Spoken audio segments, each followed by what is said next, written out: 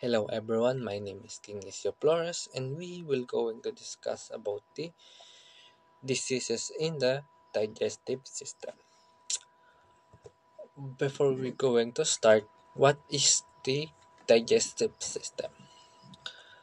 To simplify, digestive system is a complex network of organs responsible for breaking down the food and extracting nutrients and expelling waste from our body. Ibig sabihin, ang digestive system, sila yung responsible para i-break down yung mga pagkain natin and extracting the nutrients and expelling the waste from our body. Also, ang digestive system is like any intricate system. It is susceptible to a variety of diseases and disorders that can be impaired to its function and lead to discomfort, pain, and serious health complications. Ang mga diseases and disorders naman na nandito, ang number one is E. coli. E. coli is a gram-negative rod-shaped bacteria. Pangalawa naman dito ang Yersinia enterocolitica, which is a gram-negative bacillus-shaped bacterium that can cause a zootonic disease called Yersiniosis.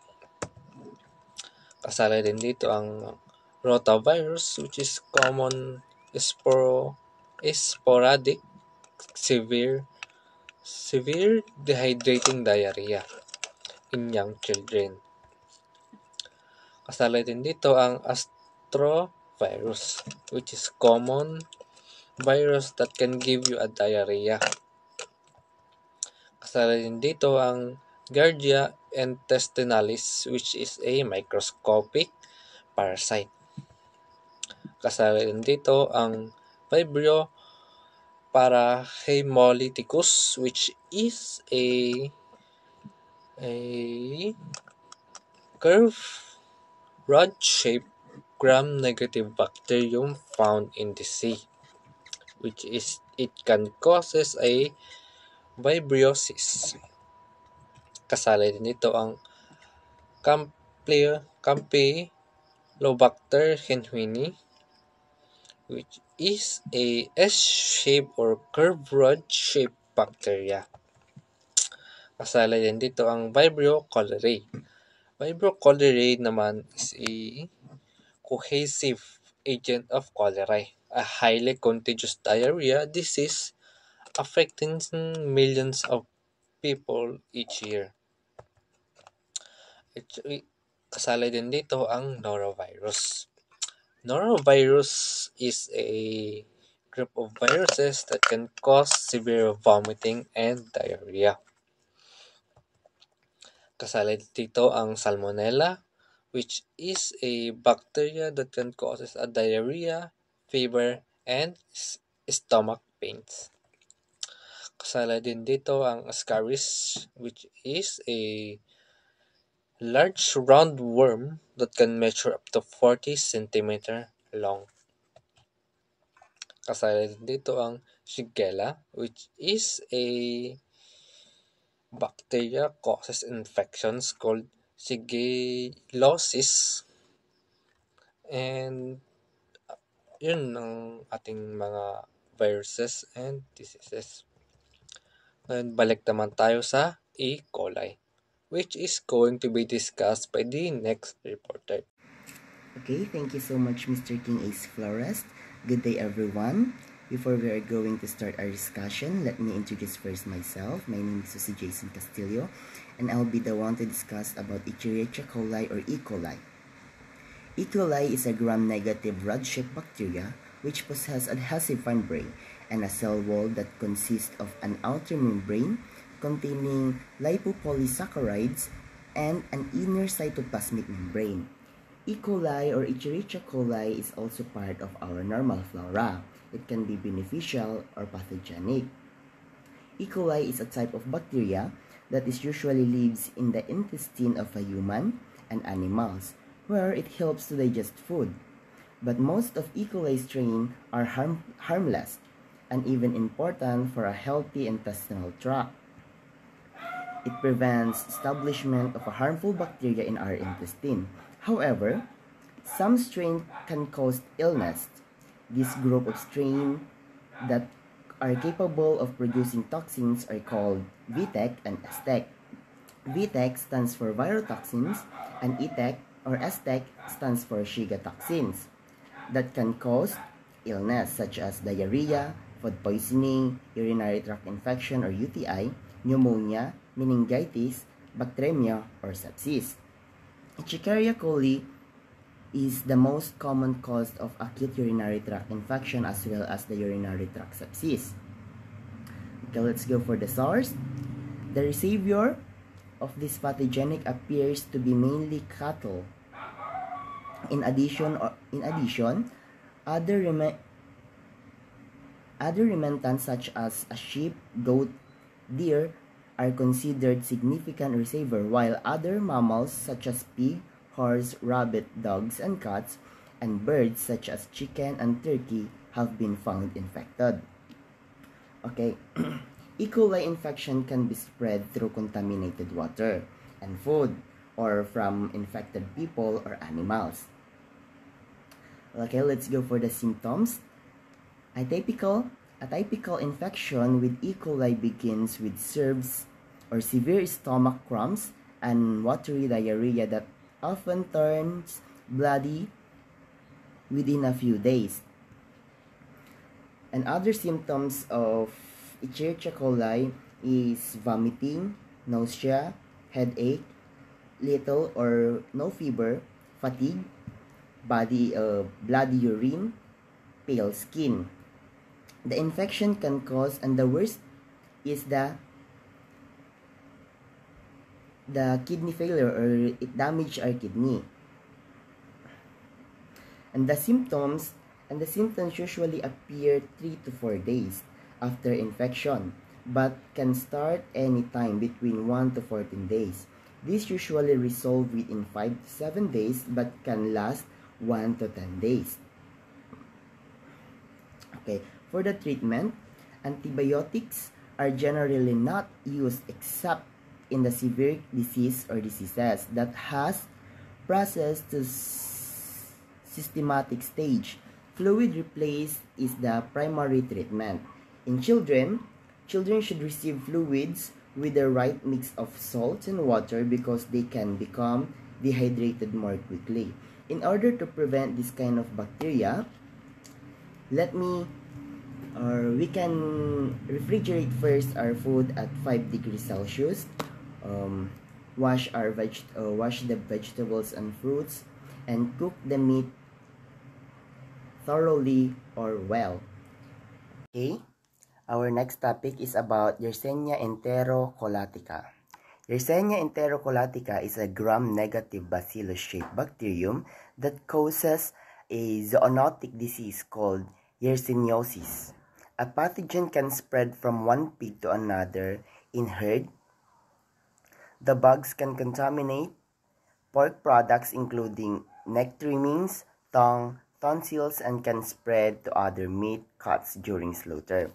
So, si Yersinia enterocolitica po, natatransfer siya through kapag kinakatay ng isang infected pork sa isang slaughterhouse. And it also possible to transfer this kind of pathogen to human.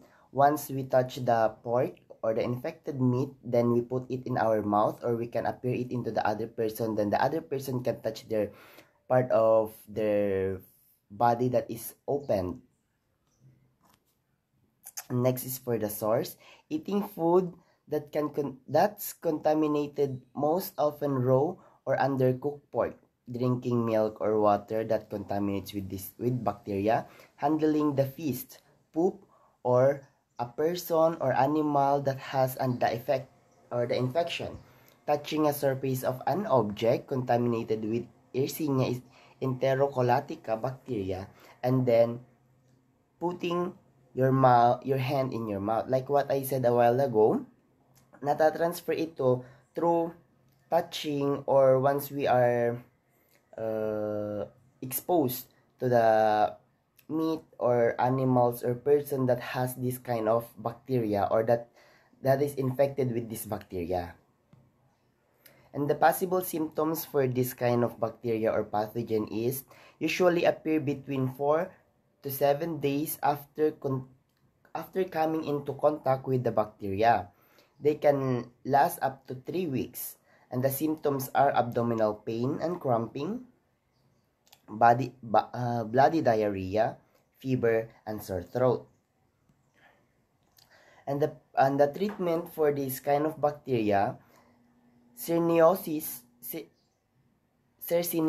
gets better without treatment. It can take several weeks for symptoms to go away. So, hindi po siya nagkakaroon ng treatment. Kumbaga, ano lang po siya. Kapag yung symptoms niya, tumagal na, nawawala. Habang tumatagal po yung symptoms or habang tumatagal, nawawala din siya. At yung pinaka-best po na remedy dito is drinking plenty of water or fluid replacement in a primary treatment. So, meaning to say po, mapupuksa or gagamot natin tong kind of bacteria na to without treatment using only water or other fluids that can help to hydrate our body. And now, to continue our discussion, may I call on Mr. Rainier Rivera to discuss his topic. Thank you. So, thank you, Mr. Jose Castillo, for sharing us the E. coli and the Serenia. And now, we will be going to tackle the rotaviral enteritis, or commonly known as rotavirus. Now, what is rotavirus? Rotavirus is the most common cause of sporadic, severe, dehydrating diarrhea in young children worldwide. So, ang rotavirus daw po, ang naapektuhan niya mostly is children. Rotavirus is a double-stranded RNA virus. Most commonly kasi ang tsura niya po is parang gulong, wheel-shaped appearance on electron microscopy. Rotaviruses are found throughout the world, hindi lang po sa isang bansa, kundi buong mundo po. And most children are infected by 5-year age and younger.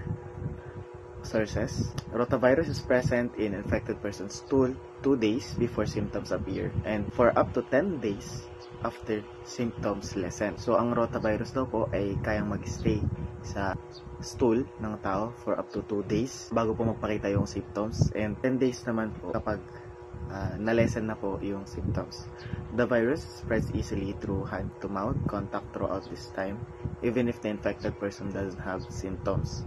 Kaya po, mostly mga bata yung naapektuhan ng rotavirus kasi yung paglalaro po nila sa lupa, the virus can remain infectious on surfaces that haven't been disinfected for weeks or months. So, yun nga po, kayang mag-stay ng virus for months if hindi po nadi-disinfect. It's possible to be infected with rotavirus more than once, even if you've been vaccinated. So, possible pa rin po na ma-infectan tayo ng rotavirus kahit may vaccine na po tayo. And now, next po sa symptoms. Symptoms of rotavirus include such as vomiting, severe fatigue, a high fever, irritability, dehydration, and abdominal pain. So, marami pong symptoms ang rotavirus. Symptoms of rotavirus tend to be most prominent in children. Symptoms can start within 2 days after being exposed to the rotavirus. Now, next po tayo is the treatment.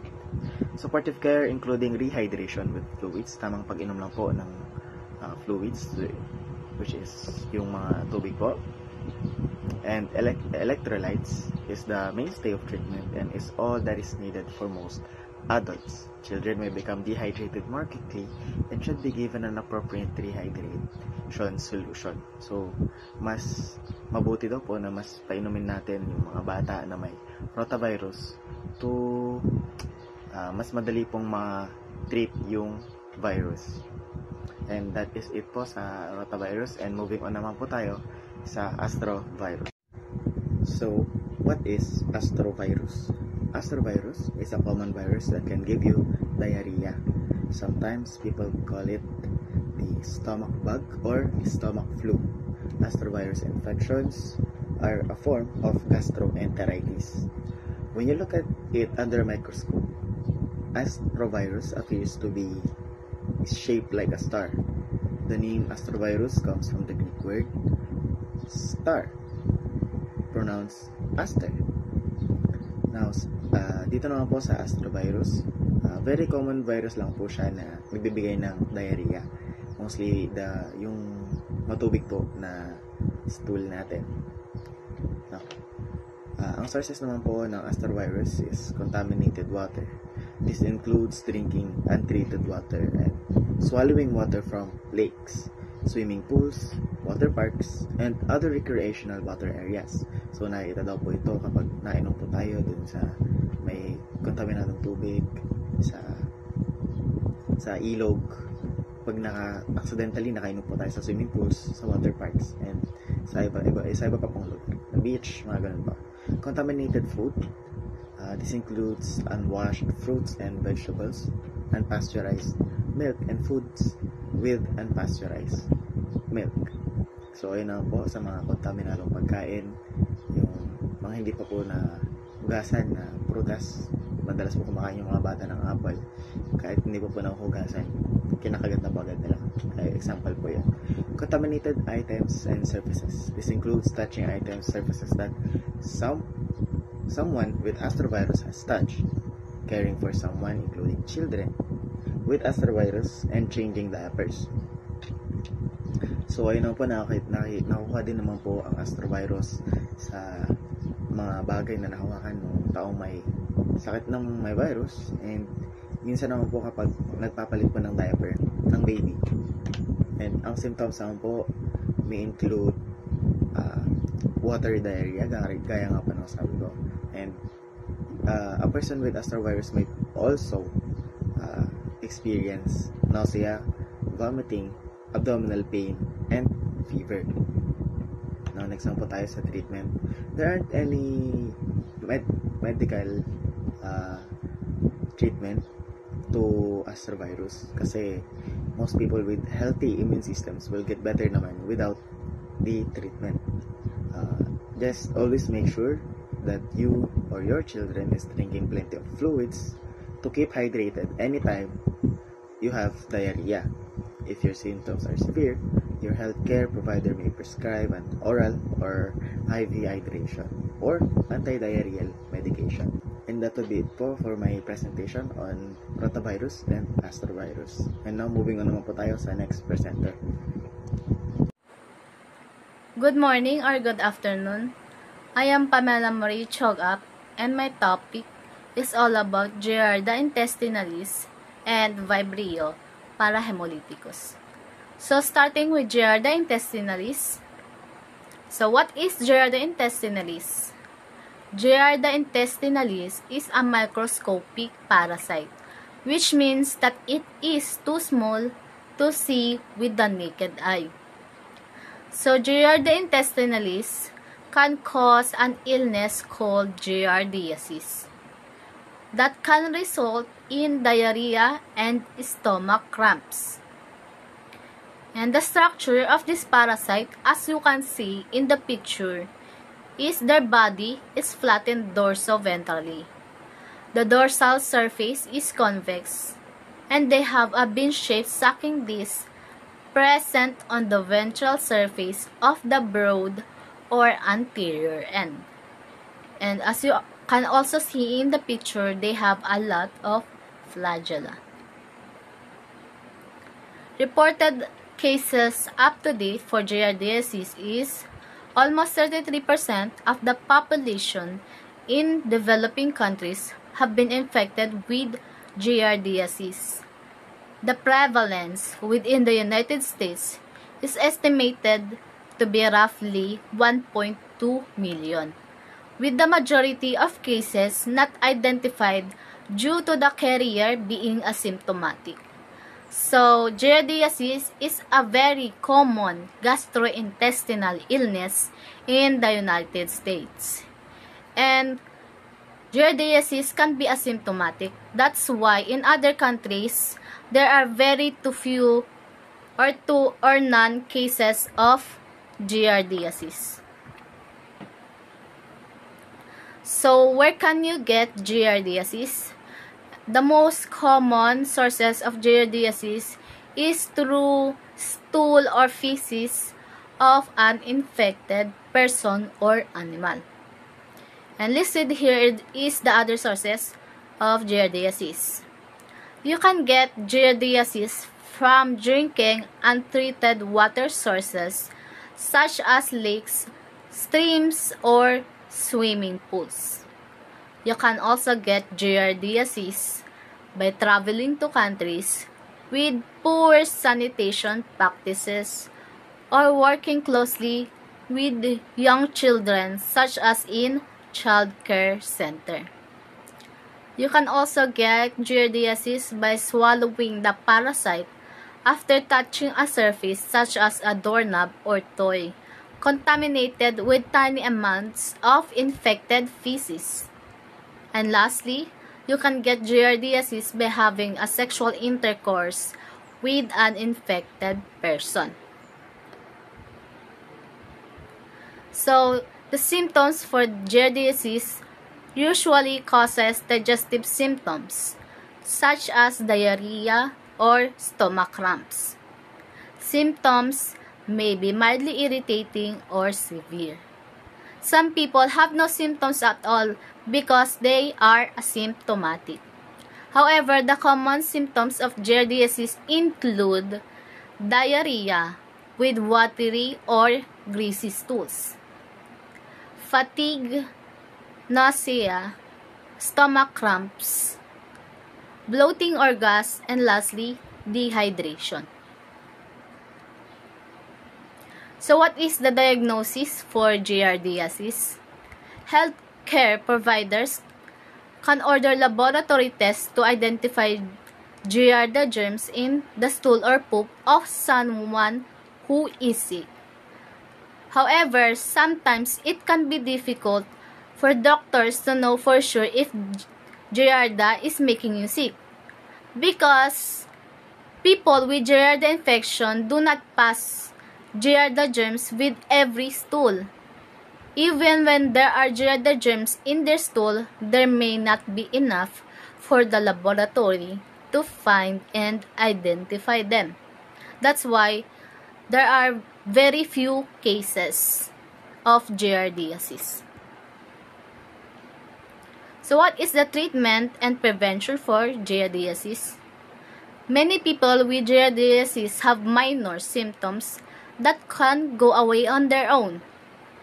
However, if you have more severe parasite symptoms, your healthcare provider may prescribe an antibiotic with anti-parasitic effect to kill the parasite. However, no drug or vaccine can prevent Giardia infection, but common sense precautions can go a long way toward reducing the chances that you'll become infected or spread the infection to others. So, what can we do to prevent the spreading of this illness is through washing our hands. This is the simplest and best way to prevent most kinds of infection. You can also purify wilderness water or wash your produce. Wash your raw fruits, vegetables with safe and uncontaminated water. So next topic is Vibrio parahemolyticus. So Vibrio parahemolyticus is a curved, rod-shaped, gram-negative bacterium found in the sea and in estuaries, which when ingested causes gastrointestinal illness in humans.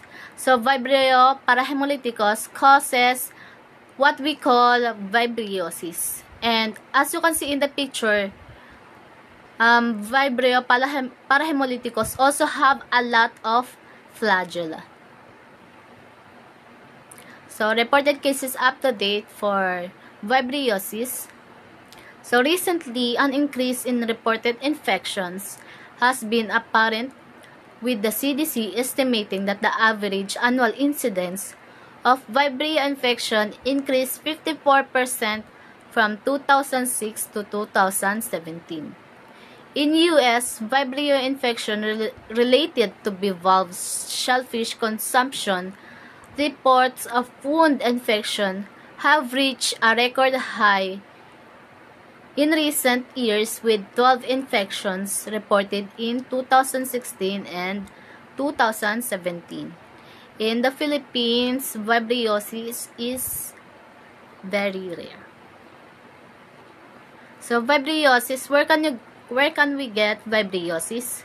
Vibriosis is usually caused by eating raw or undercooked shellfish that are contaminated with the Vibrio bacteria. But it can also be caused by eating shellfish that were not handled or refrigerated correctly. It is typically seen in oysters but can be found in other bivalve shellfish like clams and mussels. And you can also get vibriosis through open wound. So symptoms for vibriosis are usually mild but can become severe in people with weakened immune systems. And the common symptoms for vibriosis include diarrhea, nausea and vomiting, stomach pain, and fever and chills. When the Vibrio bacteria comes into contact with an open wound, it can cause a serious skin infection. The symptoms can include pain, redness, and swelling of the wound. So what is the diagnosis for vibriosis? A clinician may suspect vibriosis if a patient has watery diarrhea and has recently eaten raw or undercooked seafood, especially oysters, or when a wound infection occurs after exposure to seawater. Infection is diagnosed when Vibrio bacteria are found in the stool or in the wound or blood of a patient who has symptoms of vibriosis. So what is the treatment and prevention for vibriosis? The most cases of vibriosis are mild and can be treated at home. Home treatment for intestinal illness should focus on drinking plenty of water to replace fluid lost through diarrhea and vomiting. And for prevention, to reduce your chances of getting vibriosis, don't eat raw or undercooked shellfish, such as oysters. And if you have an open wound, such as cuts or scrapes, you should avoid contact with brackish or salt water. Or you can also cover the wound with a waterproof bandage, especially if you come into contact with brackish or salt water, raw seafood, or seafood juices. And that is the end of my topic, and the next presenter is Eliza Jane Cancino. So the next one is the Campylobacter jejuni, and this is one of the 4 key global causes of diarrheal disease, and meron siyang mainly shape S, like curve and rod-shaped bacteria, and currently may 17 species na siya and 6 subspecies. And na-reported din siya human disease sa jejuni. Sa jejuni talaga siya nagmula, yung species na to. And the reported causes up to date is walang outbreak masyado dito sa bacteria na to, pero meron siyang frequency na tumataas na average of noong 24 to 2019 is 22, and 31 hanggang 2012, and 29 hanggang 2013. And sources. Itong sources dito sa Campylobacter is foodborne. Ang main transmission niya is sa pagkain and pwede rin sa ice and water infection. Pero ang mainly transmission niya is foodborne. The next one. Symptoms. Ang symptoms ng Campylobacter is diarrhea, yung pagtae na meron ng dugo, fever, headache, nausea, and vomiting, and pwede rin siyang stomach cramps or yung pagsakit ng ating bituka, ang ating tiyan, stomach. Yes. And diagnosis, madadiagnose lang natin ang Campylobacter kapag mag-undergo tayo ng laboratory test para makita natin kung ano yung bacteria na napasok sa ating treatment and prevention. Dito is simple lang, before and during after preparing food, mag-wash ng hands. Before eating food, mag-wash ulit ng hands, and after toilet. Pagkatapos mag-CR, wash ulit ng hands para ma-prevent natin and prevention and treatment para sa Campylobacter. This is Vibrio cholera. And ito yung scientific name ng cholera. Ang infection disease na caused by bacteria Vibrio cholera. And ito naman is nakukuha sa contaminated water. Kung kanina, pwede natin siyang makuha sa food. And ito naman is makukuha natin sa water. Ang main transmission niya is through water. And ito, marami siyang cases. Sa beginning, meron pa siyang 787,819 cholera causes and 5,586 na death. At makikita natin sa iba't ibang lugar na sobrang tataas nga at maraming namamatay. So, kailangan natin mag-ingat sa iniinom nating water kasi hindi natin alam kung contaminated ba ito or hindi. Sa European, marami nag-outbreak pa pala sila doon dahil sa cholera. And ang sources of infection ng cholera is drinking contaminated water and eating food made with it, which is a primary source of infection. Eating raw, uncooked seafood, shellfish, fruits, and vegetables. Unclean condition, unclean place. Sick household members. Contact with other people who cholera can increase your risk. Eating raw shellfish, yung mga talaba, gano'n, kung meron na siyang bacteria, yung mga tahong, shellfish, kung meron na siyang bacteria ng cholera is, pag nakain natin yun, magkakaroon na tayo nun sa katawan natin, and yun na lang magkakause sa atin ng cholera. And ito ang symptoms is sudden onset of diarrhea, nausea, vomiting, mild to severe dehydration. And kapag sama naman na yung dehydration ng cholera, magkapasama na sila at ito na yung symptoms niya.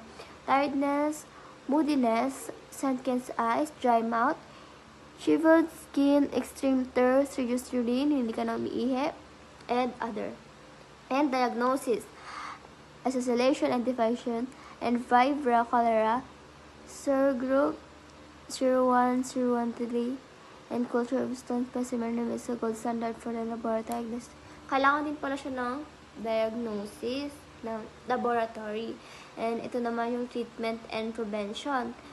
Common na ito, common methods na para mag-treat ng cholera. The first one is oral dehydration is salt, ang pagmumog ng asin and solutions na binibili ng other antibiotics, zinc supplements, intravenous liquid dehydration. Ilan lang yan, pero if kailangan nyo talaga ng first aid or what, pwede mong gamitin yung water and asin, pwede yon na gamitin. And then,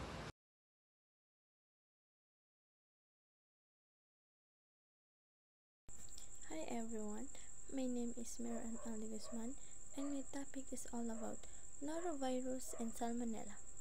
Norovirus is a group of viruses that causes severe vomiting and diarrhea. It is a very common illness and is very contagious. Norovirus outbreaks usually happen seasonally in colder months. Noroviruses can be found in a wide range of mammalian species including sa mga baboy, sa mga baka, may mga extensively farmed for human consumption. Norovirus, previously known as Norwalk-like viruses, belongs to the family Calicividae. Ang mga sources ng noroviruses virus ay makukuha mo ang noroviruses infection sa maraming paraan, kagaya ng mga close contact with someone who has the virus, touching contaminated surfaces, tapos yung pinanghawak mo sa mga contaminated na mga bagay, tapos panghahawak mo din sa ilong o kaya sa bibig, doon makakuha ko din ng virus. Pag inom o pag kain ng mga contaminated na mga pagkain. Norovirus is highly contagious, which means it spreads easily. If you have the virus, your body, pag mayroon kang norovirus, yung katawan mo magre-release din ng mga billions of tiny viruses, particles that can make others ill too. Ang mga sources pa ng norovirus. After you came into contact with norovirus, it can take 12 to 48 hours before you start to show symptoms. Ang mga symptoms naman ng norovirus ay nausea, vomiting, diarrhea, stomach pain, at ang ibang symptoms din ay ang mga headache, mga fever, body ache. After your symptoms stop, you're still contagious for up to 48 hours. Ang treatment naman ng norovirus ay wala siyang cure para sa norovirus, pero may treatment. Ang treatment for the infection focuses on relieving your symptoms, which will go away in 1 to 3 days. You can manage your symptoms by drinking plenty of fluids, especially liquids na may mga electrolytes, getting a lot of rest, eating soft and bland foods. Punta naman tayo sa Salmonella. Salmonella or salmonellosis is an infection with Salmonella bacteria that causes diarrhea, fever, at saka mga stomach pain. Salmonella is a genus of rod-shaped or mas kilala sa mga bacillus shape gram-negative bacteria of the family Enterobacteriaceae. The two known species of Salmonella are Salmonella enterica and Salmonella bongori S. enterica. Salmonella was named after Daniel Elmer Salmon, an American veterinary surgeon. Ang sources naman ng Salmonella is the most common way para magkaroon ka ng Salmonella ay galing sa mga undercook or sa mga hindi maayos na preparation ng mga pagkain. Kagaya ng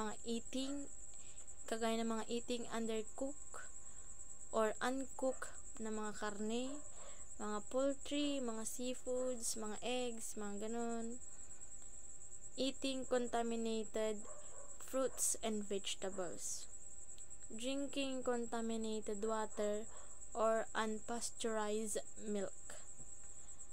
Pati sa mga hindi paghuhugas ng mga kamay bago ka mag-prepare ng mga food or mga pagkain or mga something. Ang symptoms naman ng Salmonella ay parang nagpapakita siya kahit saan, from a few hours to a few days after exposure to Salmonella bacteria. Ang symptoms ng Salmonella ay naapektuhan na yung tiyan mo at mga intestines mo, at ang symptoms naman ng mga yun, kapag naapektuhan yung mga tiyan at intestines mo, ang symptoms niya is diarrhea. Minsan, pag nagka-diarrhea ka, yung mga medyo madugo, fever, stomach pain, or nagkakaroon ka ng mga cramps, vomiting, headache, you may have all of these symptoms. Ang treatment naman ng salmonella, you usually don't treat salmonella with medication. If you're severely ill or at high risk for complication, your healthcare will provide you to be hospitalized. Kailangan mo hospital para mabantayan ka nila sa hospital. You should drink plenty of fluids. Your provider may give you fluids if you're dehydrated. May I call Miss M. Ison for the next presenter?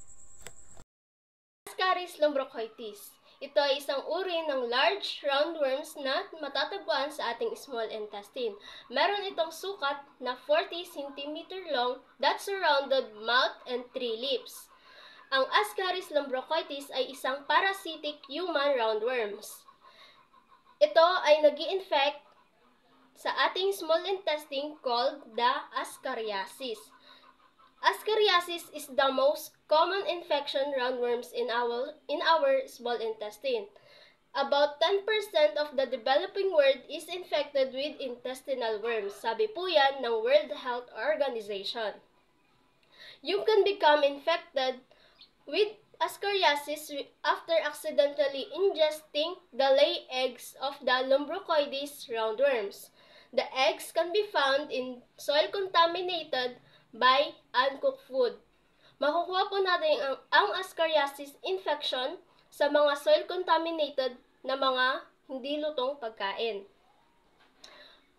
Maaari po tayong magkaroon ng Ascariasis sa symptoms na nausea, vomiting, irregular stools or diarrhea, intestinal blockage, loss of appetite, visible worms in the stool, abdominal discomfort or abdominal pain, growth impairment in children due to malabsorption, and weight loss. Ang three symptoms po ng Ascariasis infection roundworms ay diarrhea, vomiting, and back pain. Maaari pong matreat ang mga Ascariasis infection through doctors usually treat roundworms with antiparasitic drugs. Gumagamit po ang mga doctors ng antiparasitic drugs para matreat ang Ascariasis sa ating small intestine. If you have an advanced case, you may need other treatment. Pag severe na po ang ating Ascariasis or nabablock niya na po ang ating intestine, maaari na po tayong mag-undergo ng surgery. So, fun fact about the Ascaris lumbrocoides, it is an adult worms live in the small intestine, where they lay eggs that are present in uncooked food. They can live up to 10 to 24 months. An estimated 1 billion people are infected worldwide. Ascaris occurs in people of all ages, though children are affected more severe than adults. Mas prone po ang mga children sa mga severe na infection ng Ascariasis kaysa sa mga adults. So, our next topic is Shigella. Shigella is a bacteria cause an infection called Shigelliosis. Ito po ay na-discover ni Kiyoshi Shiga noong 1897. Shigella is genus of bacteria that is gram-negative, facultatively anaerobic, non-spore-forming, non-motile, rod-shaped, and is genetically closely related to Enchirichia. Shigella causes disease in primates. but not in other mammals. It is the causative agent of human shigellosis. Shigella bacteria are usually found in a stool or yung mga hindi po nalutong pagkain na makikita po natin sa mga ating poop, sa mga infected po ng shigellosis. The bacteria are spread when someone comes into contact with the stool of an infected person or comes into contact with an item. Makakahawa po ang shigellosis through contact to the person na meron pong infected ng shigellosis. An item that's been contaminated with stool or the bacteria. People get shigellosis by eating food or drinking water that has been contaminated or through sexual contact with an infected person. Makukuha po natin ang shigellosis sa pagkain ng contaminated or yung kinakain ng mga merong infected ng shigellosis or pakikipag-sexual contact sa isang person na infected. Many different foods can be contaminated, but Shigella are found typically in uncooked vegetable or shellfish. Makukuha po natin ng shigellosis sa mga uncooked na vegetable or sa mga uncooked na shellfish. Symptoms po ng ang shigellosis, common signs and symptoms of shigellosis include diarrhea, which can be watery, mabasa-basa, bloody, yung may dugo po sa ating poop, or contain mucus or pus. Stomach pain and cramps. Yung meron na po tayong stomach pain and nagka-cramps na po. Vomiting, meron din po tayong lagnat. In some case, people who are infected with Shigella bacteria, wala pong symptoms. Yung mga ibang infected ng shigellosis ay wala pong nakikita ang symptoms. But, ang shigellosis sa kanilang katawan ay contagious.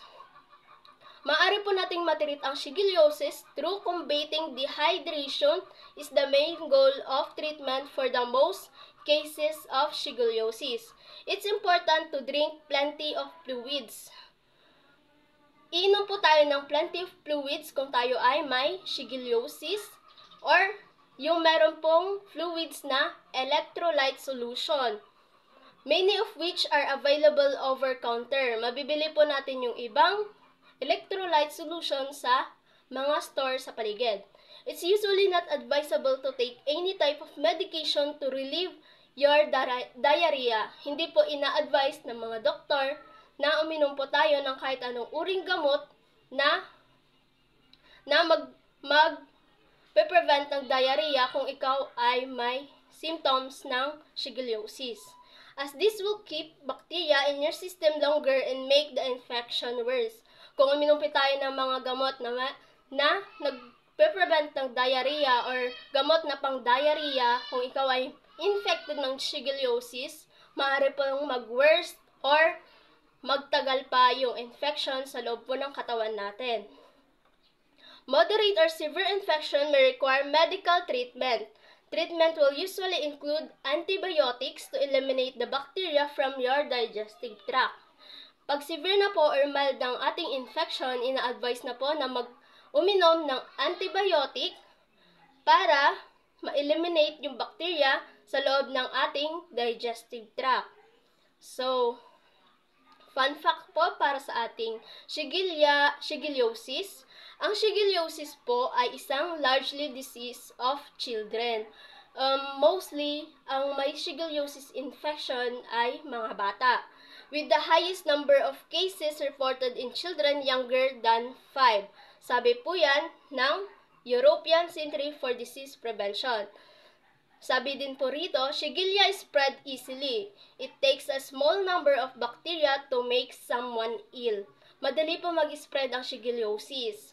People with a Shigella infection can spread the infection to others for several weeks after their diarrhea ends. You can get infected by swallowing Shigella.